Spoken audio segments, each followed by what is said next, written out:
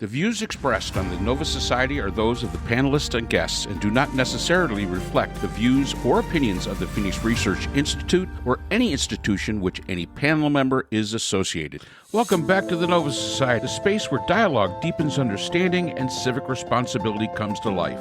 I'm Dr. Mark Bound, joined by our regular panel, Dr. Scott Gershwer and Dr. Brooklyn Ann Weldon. Together, we'll unpack the stories that matter most, exploring the headlines, the history, and the big ideas shaping today's conversations.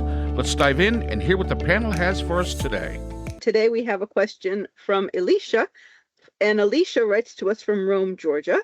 And the question, Alicia says, recently SCOTUS handed down a major decision impacting the Voting Rights Act in striking down Louisiana versus Callais. I have a bunch of questions regarding this decision. Civil rights groups like the NAACP and the ACLU have called the ruling a devastating blow and a profound betrayal. What does this decision mean for the future of multiracial democracy and federal protections against racial discrimination in voting? With Section 2 now significantly weakened, what tools, if any, remain for communities of color to challenge racially discriminatory maps or election systems? How might this ruling influence upcoming redistricting battles in other states, especially those with histories of racially polarized voting? Does the court's embrace of a colorblindness principle ignore the historical and ongoing realities of racial discrimination in voting? Excellent questions, Alicia. Really excellent questions. Yeah, very concerning. What was done, in my opinion. Go ahead. Oh, I completely agree. Yes. Callais versus Louisiana is going to be one of those big Supreme Court decisions that radically changes the United States of America. And I do believe that we're going to see another period in the South that resembles the sort of either the post-Reconstruction period or the period in the like 1910s, 1920s, where the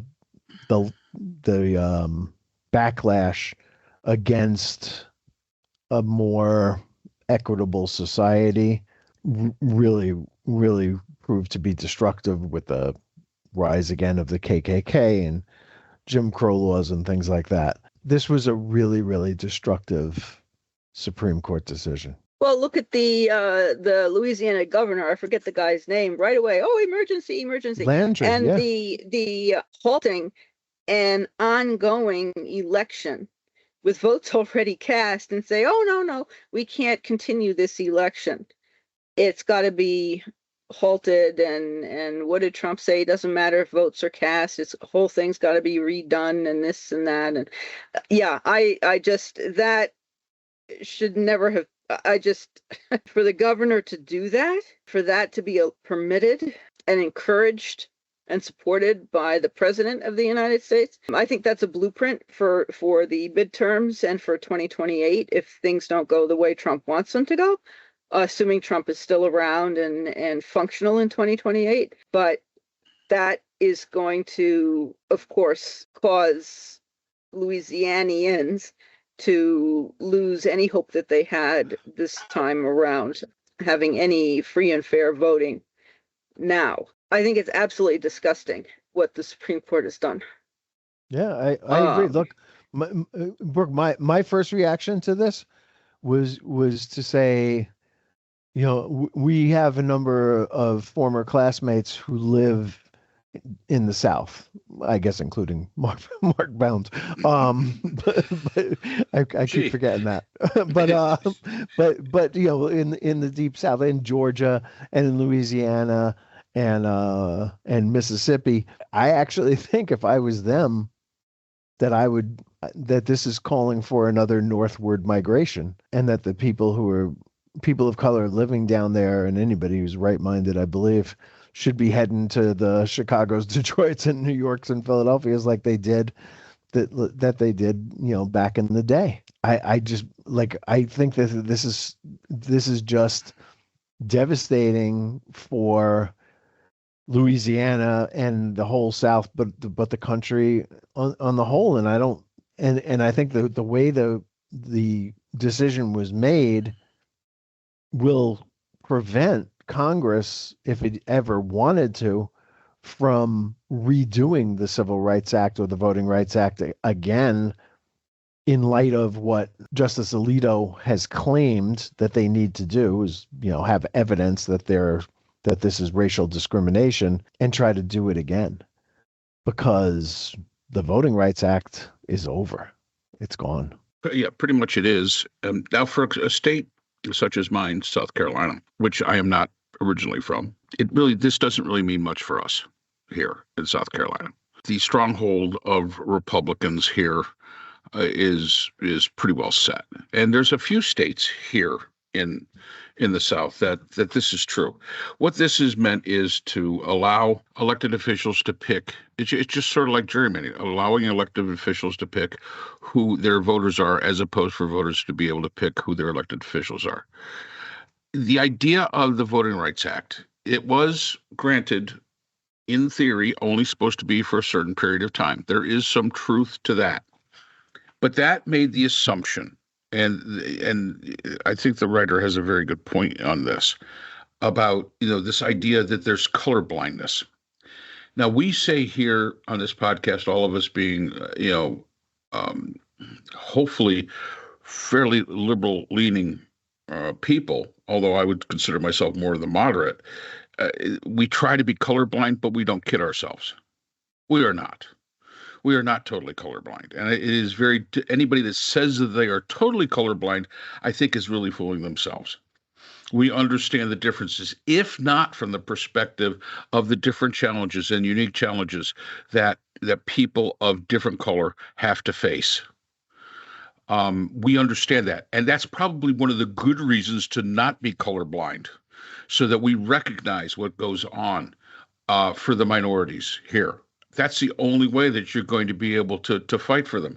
One of the things about this act that really was brought out, and it was, it was kind of like under the surface, this impacts women equally as well. There are at least 12 areas where women represent that this could basically boot them out. And so even women's representation could be seriously impacted by this ruling.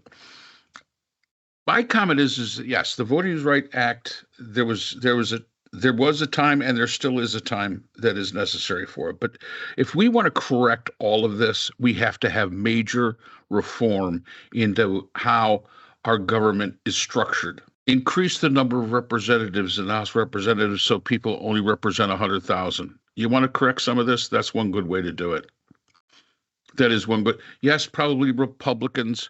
If we made the assumption that all white people vote Republican, which is a fallacy, that is not true. Then Republicans would never get elected out. But the fact is that that's not the case. If we were to increase the number of people in the House of Representatives, as we should, so there was only 100,000, now gerrymandering would become rather a moot point, and the Voting Rights Act might, in a way, become a moot point because it levels the playing field. And that's really what we're trying to do here, is try to level the playing field. I do have a question. I understand that DeSantis is also gerrymandering. Florida and other states are gerrymandering. And then in New York, for instance, there has been discussion about putting gerrymandering to the voters, because like California, we in New York State have legislation that requires us voters to vote whether or not we want to gerrymander.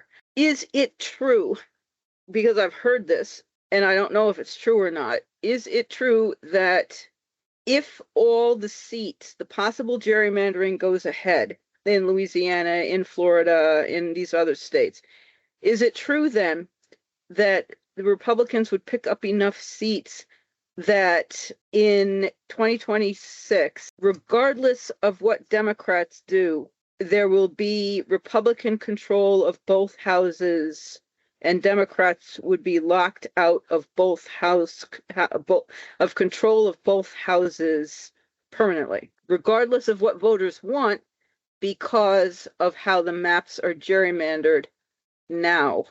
And that will simply not be reversible because Republicans will not permit it. Okay. To answer that question, yes, it's possible.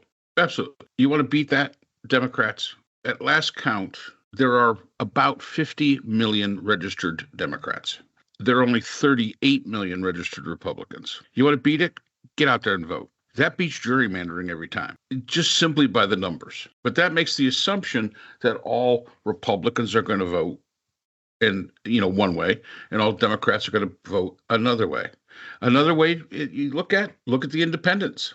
Independents supposedly make up about 35 million. You've got to go after the independents. Gerrymandering can be beat with participation. And then if Trump decides that he doesn't like Can we have one question without invoking the name Trump? Can you do that? Well, I am considering. Well, then stop. Everything is not Trump. I am concerned about what's going to happen this November, that Trump will do like as the Louisiana governor did, and say, emergency, we have to stop this because it's rigged. And the minute Democrats pull ahead because of independent voting and majority voting, and Republicans staying home, or Republicans who don't like what he's doing, and things don't go his way, the vote doesn't go his way, and he stops the count or stops the vote, and the Supreme Court does the way they did with Bush v. Gore, and they say stop the counting, and Trump gets what he wants, which is the House and the Senate in Republican control, and then that's it. All right. So first of all, when Bush v. Gore, here's the problem with your comparison with Bush v. Gore. The problem with that is that Florida couldn't get their act together. It had nothing to do with, one wanting one thing and one not going somebody's way. Florida couldn't get their act together. We had hanging chads, we had this, we had that, we had all sorts of like ridiculous things coming out. And when they can't get their act together, that's when the Supreme Court stepped in. So that's a totally different scenario here than some governor saying, "Hey, it's not going my way. We're going to stop the count." Let's look at the possibility that something like that could happen. The possibility in the realm of reality, though, not going to happen. I mean, because it's too blatantly obvious. And then if that goes to the Supreme Court, absolutely. The Supreme Court, I don't care how they're divided out. I mean, I don't care if they were all 9 conservatives. No, it just, again, if they're following the law, if they're a legitimate Supreme Court, let's say, then no, it's not going to happen. So, these what ifs thing, the fact. And he's going to listen? Well, oh, Jesus Christ. Oh, my God. No, so let me just jump in here. Get on your meds. I'm not sure. I'm not exactly sure how this plays out. But if it plays out to the point where you're gerrymandering seats so that Democrats lose and Republicans win, that's exactly what Alito is saying should happen, because it's political. So what we're talking about here is, are Black voters around the country going to be disenfranchised because there are no more Black majority voting districts? And I don't know how long it took, a day maybe, after this Supreme Court decision came out, that Tennessee, which is just a little bit less than 20% Black, 17, 18% Black, announced that they're going to do away with the only Democratic congressional district in the state, which is based in Memphis, which is one of the largest black populations in the country, right? I think only Detroit is more of a black city than Memphis is. It's like 64% black. And that they're going to use gerrymandering to carve Memphis up into pieces so that there is not a concentrated number of black voters who can vote for their own member of Congress to represent their interests in Congress. And that's happening. You know, I mean, that's really what this, yes. That's really what this is all about.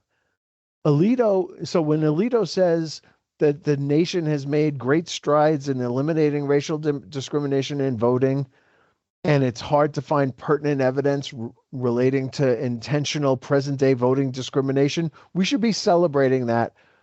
And I guess his way of celebrating it would be to do away with the law that says that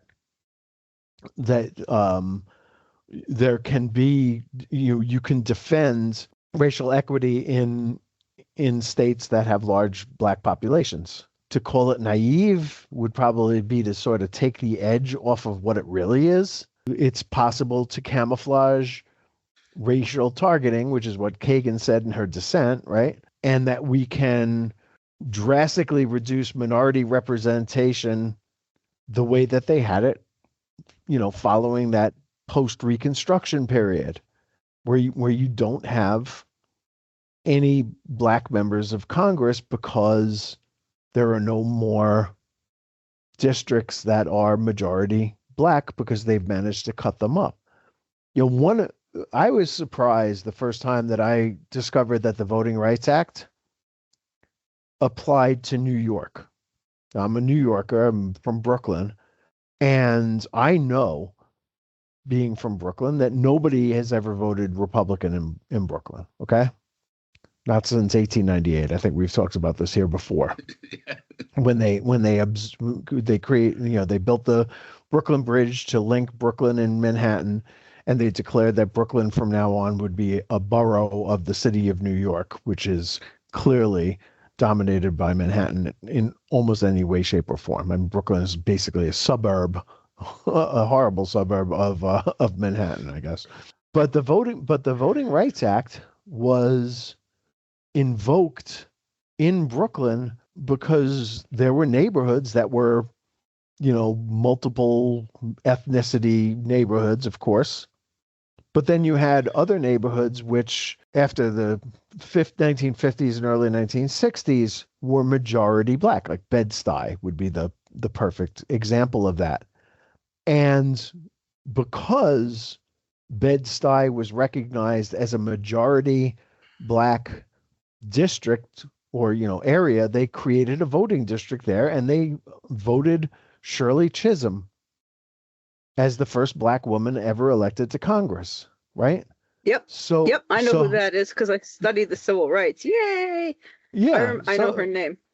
So it affected New York because the Democratic Party, since from the Civil War up until the Civil Rights Movement, the Democratic Party was a white supremacist party that flipped after LBJ and all of this stuff that we're talking about, the Voting Rights Act, the Civil Rights Act, made, Dixiecrats become Republican and flipped the two parties, basically just flipped around. Now the Republican Party has become the white supremacist party, such as it is, and the Democratic Party is the pro-black party with enough white people, I suppose, to make it look like it's not just the black party. I think where I'm going with this is that I don't believe it's naive when Alito says that we should celebrate the fact that racism is over in America, because clearly it's not. And we saw that, right? We saw that with Andy Ogles, for example, who's a Republican congressman from Nashville. And he wants to destroy any chance of there ever being a black congressperson in Tennessee ever again. There are not as many outwardly racist congresspeople than Andy Ogles out there, but there are plenty of them who sort of couch their racism in coded language, talking about safety issues and things like that. So I think what we're going to end up seeing is more, just more white people representing the Republican Party in much of the country, including in New York. That this is a very big step backwards for America and is not at all what Samuel Alito claims it is. Again, I lean more towards the Elena Kagan, this is a disaster and we have to do something to stop it. But the way that they went about this is very clever. There really is no way to counter what Alito has done, because he's basically said that Congress no longer has the ability to enforce that law. And so if you take away that clause that's at the end of all of these, Congress shall, by appropriate measures, enforce this, have the ability to enforce this law. Now Congress no longer has the ability to enforce the law, then you're doing away with the underpinning of the civil rights movement and everything that's come since then, and it's over. Yeah, but can't Congress create another law? I mean, we're supposed to have separate but equal. I mean, not this Congress, obviously, because this Congress can't do anything. It would have to be another Congress, a real Congress, which means it would have to be a Democratic-led Congress, which brings me back to where I was before. But I won't start that up again. My concerns that there won't be one. But Congress could create another law. I see you, Mark, and I won't do it. I saw that. Can't Congress create another law and call it something else? If you can't enforce the law, you don't have enforcement authority, you can't stop anybody from doing anything, right? And by taking away Congress's ability enforce the Constitution as it was amended, you're essentially creating a situation where Congress doesn't have the ability to write a law that would replace the Voting Rights Act, because the Voting Rights Act, all those amendments, all the civil rights amendments depended on that line. Congress shall have the ability to enforce this law through appropriate measures. Those appropriate measures are the thing that no longer exists. There's no more looking at the preponderance of evidence or a bunch of different circumstances together that tells you these are discriminatory, racially discriminatory practices. Now it's simply, yeah, but we're past all that now. And yeah, but we're not. Obviously, right. Obviously, we're not. But you've created a burden of proof that nobody could meet. Correct. I'm just wondering. I mean, what? I guess we need a constitutional scholar then. So, what would be required? A constitutional amendment for this and create something else to basically do what was just gutted? I suppose what you would have to do is you would have to have moderate Republicans back. And I don't see that happening. I see that there's going to be more and more, right-leaning candidates running, as we're already seeing in Louisiana, by the way, and that we're going to simply replace black Democrats with white Republicans. And if you do that, what remedy are we talking about? I mean, theoretically, I suppose you could remedy this by passing another major law, but it took like 100 years to do that, and we're going to have to wait another 100 years before we're able to show the American people that there is a dire need for civil rights legislation and voting rights legislation. Again. Yeah, I mean, right. I mean, it's sickening what what Mrs. Fannie Lou Hamer and all the other civil rights people went through to do this, and it's now all gone. Well, I guess we're looking at another underground railroad and people going to Canada. And for all our listeners, take a look at your grandparents. If anybody had a grandparent born in Canada, you are considered Canadian. The Canadian government has changed their law. All you need is one Canadian grandparent to be considered Canadian, and you have Canadian citizenship. You simply have to show that legally. So that's pretty good. And you can take Canadian citizenship yourself. So that may help some people who would like to leave the United States. In the short term, because according to some, we're going to be taking over Canada within the next 6 months. So you're just moving for 6 months, and that's all there is to it. I didn't say 6 months. I didn't put a timeline on it. I did not put a timeline on it, Mark. No, but Mark is saying that your favorite president is going to invade Canada, and once that happens, it's like the Frank family moving from Germany to Amsterdam, hoping that they can get out of the way. Amsterdam, and winding up. Yeah, I know, and he's definitely not my favorite president. So please don't even. I know he says that. I will never say that. I wanted to not mention any names, and I figured that would be the way to do it. He who shall not be named. Voldemort. Yeah, no, it's not. It's not. What is the word? Ano. I need to. There's a word actually. Onomatophobia, for a word that is triggering. There is an actual word for that. Okay. That a word that you never say. Right. So Alicia, we don't say Voldemort. No. It's obviously Trump. So we got way off track with your questions. And that's my fault, of course, for meandering. Actually, no, we don't. If Alicia's looking for a way to fix this, and there's been a lot said here. If we're looking for a way to fix this, and as Scott said, move up north. This really shows how. If we act within the system that exists right now, how fragile that's going to be. I've always given great credit to the NAACP. The NAACP did something that a lot of organizations had never done before. They used the system to change the system. In other words, they used the law to change the law. Well, we've seen that laws are very badly written. We've also seen that the system of how many representatives we have in Congress is part of, it's actually not just part of, it is a major part of this problem. When you're talking about representing over 700,000 people, this becomes the problem, because now we're going to try to divide them out in some way so that we're picking who our constituents are. Or we're going to alienate or disenfranchise somebody.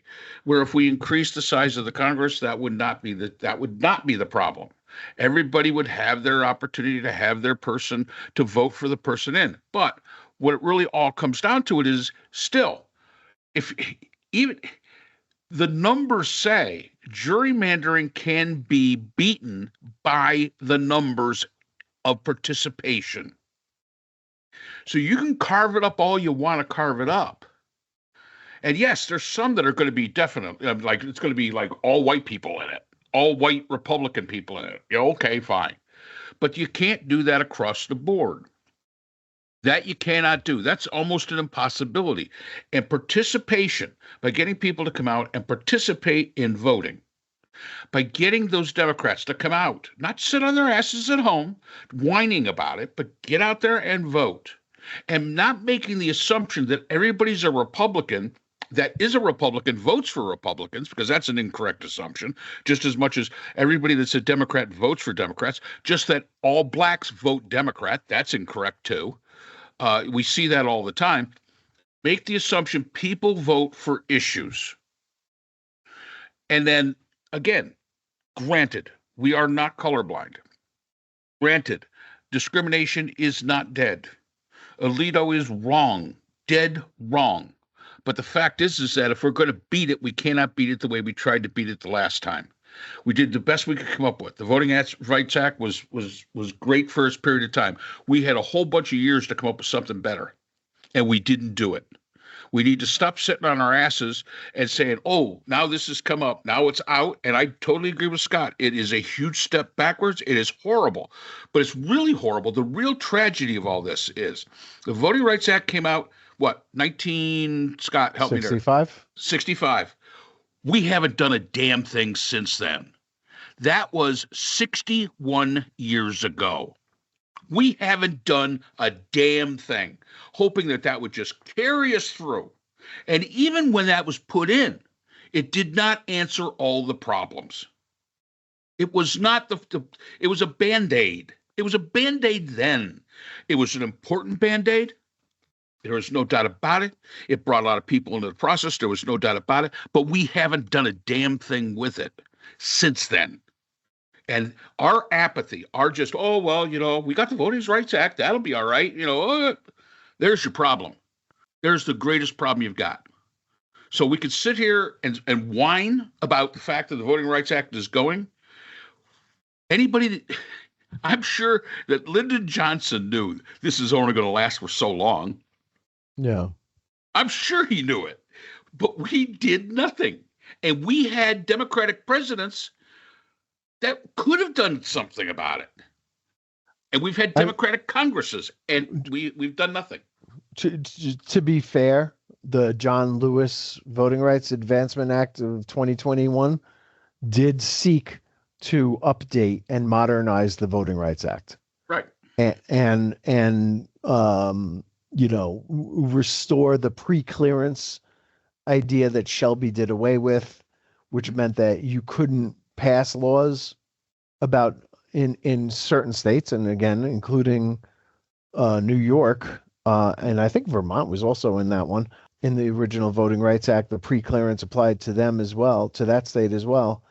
And the idea was passed in the House, but not in the Senate. And that's, look, if you told me that the Democrats could win the House and the Senate, even with a small majority, I would actually say that this law, the John Lewis law, is worth breaking the filibuster over, and have a simple majority make that, and when a Democratic president is around to sign that law into. But I think the Supreme Court would probably rule it unconstitutional based on what Alito has written, right? Mm-hmm. So I'm not really sure how. You go down these corridors and you try to find remedies and stuff like that, but you always get blocked by something. Well, and I always said, Scott, whenever we're talking about the law, anything can be overturned. It all depends on the argument you make. And this is where I'm going to give Alito a little credit. Prove to me discrimination. Nobody ever thought to ask that question. Maybe Alito, just fell upon it and it was by accident. But that's the argument. I actually think they chipped away at that. Well, yeah. I think that was like 4 different rulings that ended up with Alito getting what he wanted and just maneuvering his way there to the point where he could now do this, and I guess I'll give him credit for that. I mean, it's pretty sneaky. It's the same thing with Roe versus Wade. Roe versus Wade was always overturnable, all depending on what argument you made, and they chipped away at it. So this is nothing new. Once again, it's a system that works the way it is. We're relying on laws. We're relying on Supreme Court. Whereas if we relied on the numbers of the Congress, I think you've got yourself a better shot. Yeah. So how do you get more? How do you get more numbers in the Congress, Mark? I can't remember. I'm sure we talked about this before, but I can't remember how you expand the numbers of people in Congress so that each House member has fewer. I mean, each house there are fewer constituents per person. All right. First of all, you have to get rid of the law. I think it's from 1919. Which was passed, and again, don't quote me on, I think it was 1919, that said that the Congress shall be no more than 435 people. Eliminate that law. And then create one law that says a congressman shall not represent more than 100,000. And if it's more than 100,000, huh? Is that an amendment then to the That's a law. Constitution? That's a straight law. So all they have to do is, all Congress has to do then is have a law. You don't have to amend the Constitution for that. Correct. Okay. And just well, straight this law. Congress won't do anything. No, I'm but sure. the fact is you get rid of the law, and again, I'm going to say it's might be 1970. I can't remember exact date anymore. That basically set the Congress at 435. Get rid of that. Say, okay, that's gone, and amend it with a law that says no congressman shall represent more than 100,000, and if you've got more than that, then you've got to have enough congressmen for 100,000. So you're going to have to increase the number of congressmen, and you're going to do it within the state. Now, the state, you can gerrymander your damn districts any way you bloody well want. But now let's consider it this way. That would really be bad news for the Electoral College, because 270 would no longer be a viable number. You're going to have to increase that. So that's a good thing. Maybe the Electoral College would go away and we'd actually go by the popular vote. But let's say here in the state of South Carolina, we have 4.5 million people, I believe. That means we would have approximately 45 representatives in Congress. But that does not increase. It would increase our voice in a way. Who would it hurt? Well, it would hurt somebody like, I don't know, Wyoming. They'd only get 5, but that's still more than the 3 they get. A place like North Dakota and South Dakota, why we need 2 Dakotas, I don't know. They'd maybe get 3 each. They don't really lose anything. But you're going truly by population. And so South Carolina, you got 4.5 million people. You get 45 representatives. State of South Carolina, you could divide that up any way you damn well want, as long as there's 100,000 people in a district. Knock yourselves out. Now, that's going to be a lot of work for the state. Oh, well. But you're going to get better representation. And gerrymandering is not going to come into it be as impactful as it is today, number one. And the Voting Rights Act probably would not be as impactful as it is today, because you cannot gerrymander out entire populations. South Carolina, I think 45% of the population is black. I don't care how you gerrymander it. You can't gerrymander that percentage out of 45 representatives in the state of South Carolina. You can't do it. Simply can't do it. You have some real squiggly lines there, but I suppose it could be done. But you're going to have to be smoking some good dope to be able to come up with some lines that are going to make that even look legit. So somebody actually proposed the idea of having AI draw up congressional districts rather than people, and to put all the factors that you need to have a real fair system in there and see what AI comes up with. I think that's an intriguing notion. I believe we would be up to 692 seats, if I'm not mistaken, or 695 seats or something like that in Congress. I mean, that is a tough herd to get into the barn. But yeah, I suppose it's an intriguing idea. You know what? The British Parliament is 635.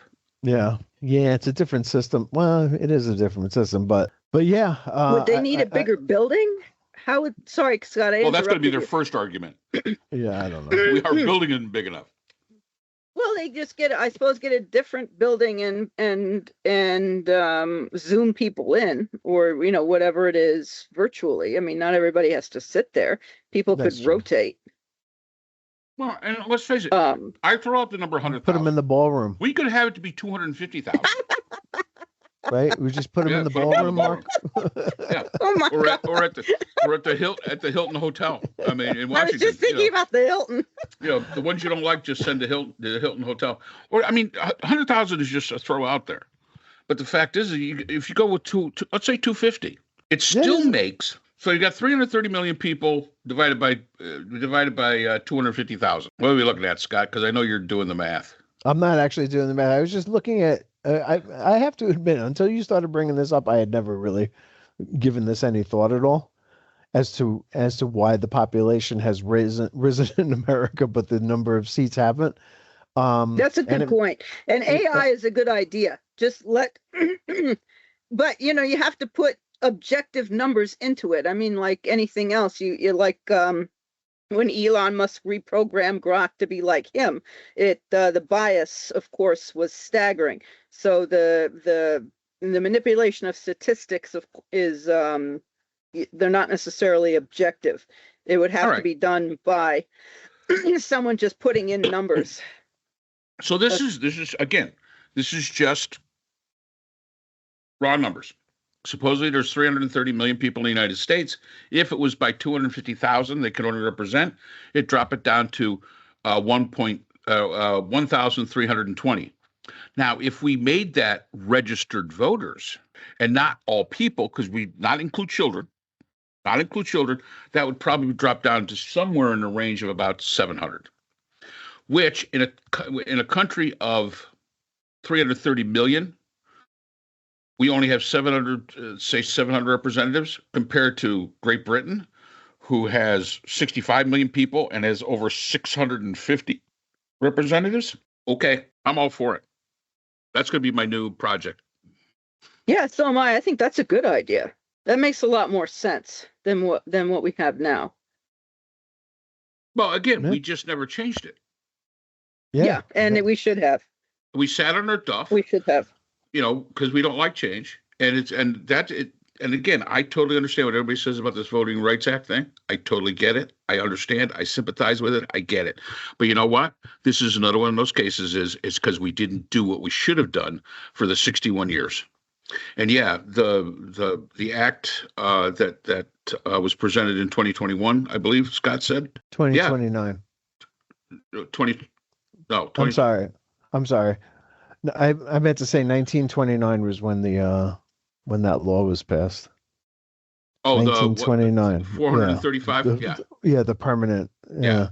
But I mean, the Voting Rights Amendment that was proposed was 2021, I believe. 2021. Yeah, the John Lewis Act. Yeah. Okay, John Lewis Act.